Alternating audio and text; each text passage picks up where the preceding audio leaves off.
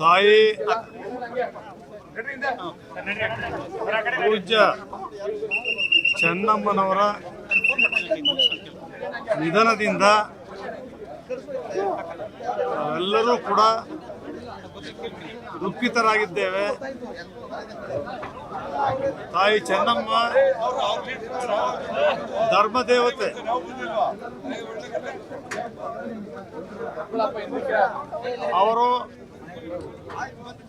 ಅವರ ಸರಳತೆ, ಅವರ ಸೌಜನ್ಯ,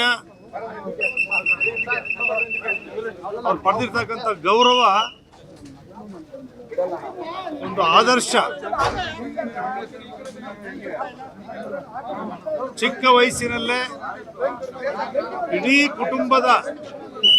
ದೊಡ್ಡ ಕುಟುಂಬದ ಜವಾಬ್ದಾರಿಯನ್ನು ಹೊತ್ತು ಯಶಸ್ವಿಯಾಗಿ ನಿರ್ವಹಿಸಿ ಸನ್ಮಾನ್ಯ HD ದೇವೇಗೌಡರಿಗೆ ಬೆಂಬಲವಾಗಿ ನಿಂತು ಅವರು ಮುಖ್ಯಮಂತ್ರಿ ಆಗಲು, ಪ್ರಧಾನಮಂತ್ರಿ ಆಗಲು ಅವರ ಅಪಾರವಾದ ಕೊಡುಗೆ.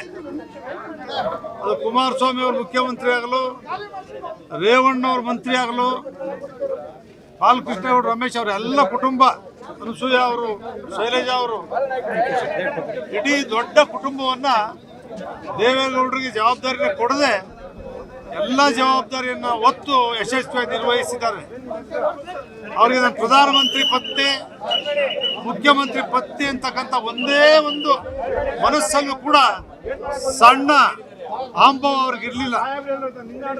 ಆ ರೀತಿಯ ಅಪಾರವಾದಂಥ ಕೊಡುಗೆಯನ್ನ ಇಡೀ ದೇಶದ ಪ್ರಧಾನಿಯಾಗಿದ್ದಾಗ ನಾವೆಲ್ಲರೂ ಕೂಡ ಪ್ರಧಾನಮಂತ್ರಿ ಅವರ ಮನೆಗೆ ಹೋಗಿ ನಮ್ಮನ್ನು ಊಟ ಮಾಡದೆ ಕಳಿಸ್ತಾ ಇರಲಿಲ್ಲ, ಅವರೇ ಬಡಿಸ್ತಾ ಇದ್ರು. ಪ್ರಧಾನಮಂತ್ರಿಗಳ ಪತ್ನಿಯಾಗಿ ಚೆನ್ನಮ್ಮನವರು ಬೆಂಗಳೂರು ಮನೆಗೆ ಯಾರೇ ಬಂದ್ರು ಕೂಡ ಅವ್ರ ಬದ್ಧ ವೈರಿಗಳೇ ಇರಲಿ, ವಿರೋಧ ಪಕ್ಷದವ್ರು ಇರಲಿ, ಆಡಳಿತ ಪಕ್ಷದವ್ರು ಇರಲಿ, ಯಾರೇ ಸಾಮಾನ್ಯ ಬಡವರೇ ಬರಲಿ, ಎಲ್ಲರೂ ಕೂಡ ಅತ್ಯಂತ ಪ್ರೀತಿ ಗೌರವದಿಂದ ಊಟವನ್ನು ಹಾಕ್ತಾ ಇದ್ದಂಥ ತಾಯಿ ಚೆನ್ನಮ್ಮ ಅವ್ರ ಧರ್ಮದೇವತೆ ಇವತ್ತು ನಿಧನರಾಗಿರ್ತಕ್ಕಂಥ ದುಃಖ ಪ್ರತಿಯೊಬ್ಬರು ಕೂಡ ತಳ್ಳಲಿಕ್ಕೆ ಆಗದೇ ಇರ್ತಕ್ಕಂಥದ್ದು.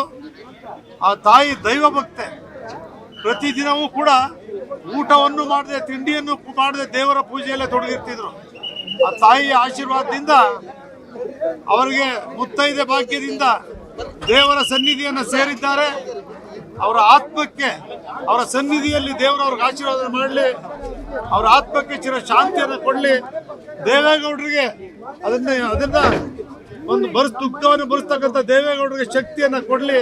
ನಾನು ಕೂಡ ದೇವೇಗೌಡರಿಗೆ ಹೇಳಿದೆ, ಸರ್ ಧೈರ್ಯವಾಗಿರಿ, ನೀವು ಇದು ಮಾಡಬೇಡಿ ಅಂತೇಳಿ ದೇವೇಗೌಡರು ಕೂಡ ಹೇಳಿ ಅವರಿಗೆ ಪೂಜಾ ಕಾರ್ಯಕ್ರಮವನ್ನು ನೆರವೇರಿಸ್ತೆ.